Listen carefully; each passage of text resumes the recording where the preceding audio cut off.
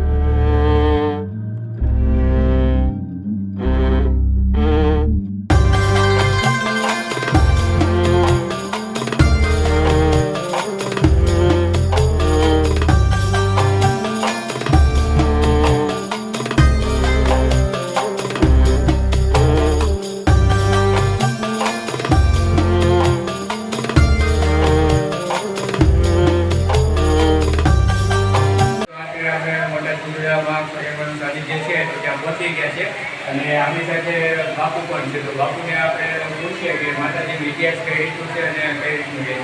તો ચાલો આપણે બાપુ માતાજી માતાજી તો આમ બહુ રાજા છે વખતથી આ માતાજી ડુંગરની જોશ ઘણી હશે ને ત્યારના ઝાડમાં બેઠેલા 300 વર્ષ પૂરા થઈ ગયા. હા, ત્યાર પછી અમારા ગામના દરબારો છે એ લોકોએ પણ ઓટા માટે લીધેલા. પછી અમારા ગામમાં વાણિયા રહેતા એ પણ એને લગભગ 80 વર્ષ પહેલાં એને તપતી છે. હા, 80 વર્ષ થયા. એને 2 ઓરડા બનાવ્યા હતા. ત્યાર પછી એક અમારા ગામના ગુરુવાર છે એને 40 વર્ષ મહેનત કરીને વિશાળ જગ્યા રોડ બધું એને બનાવ્યું. મગનભાઈ કરેલું છે. સીતારામ બાપુ કરીને નાના ચૂરડા છે એને પણ એક સપ્તાહ બેઠી એને 15 લાખ રૂપિયા વાપરી અને આખું શિખર ને કુમટ ને આપી દીધું. માતાજી તો અહીંયા કોઈ નહીં, કુવા ડાકલા દોરા ધાગા આ કાંઈ છે. માતાજી માટે શ્રદ્ધા વિશ્વાસ હોય એ માતાજી આનંદ કરાવે. પછી આ જે માતાજી મંદિર છે તો અત્યારે બધા લોકો અરે આ બધા અરે ઘણી બળકાના જો અમરેલી ધારી છે પછી ચાવર ખુલ્લા તો અમારે હોય જ રવિવાર હોય એટલે. બાકી તો અડધા બળકાના અમારા ગામડા છે ત્યાંથી નહીં હોય મહેમાન હોય તો અહીંયા લઈ આવે. કેમ કે આમ પ્રકૃતિનું વાતાવરણ છે ડુંગર ઉપર અને એમાં છે માણસો મજા આવે.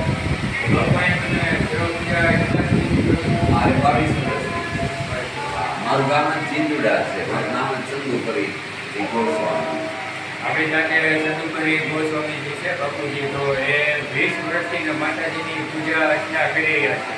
એ પણ ખૂબ સરસ મજાની વાત છે.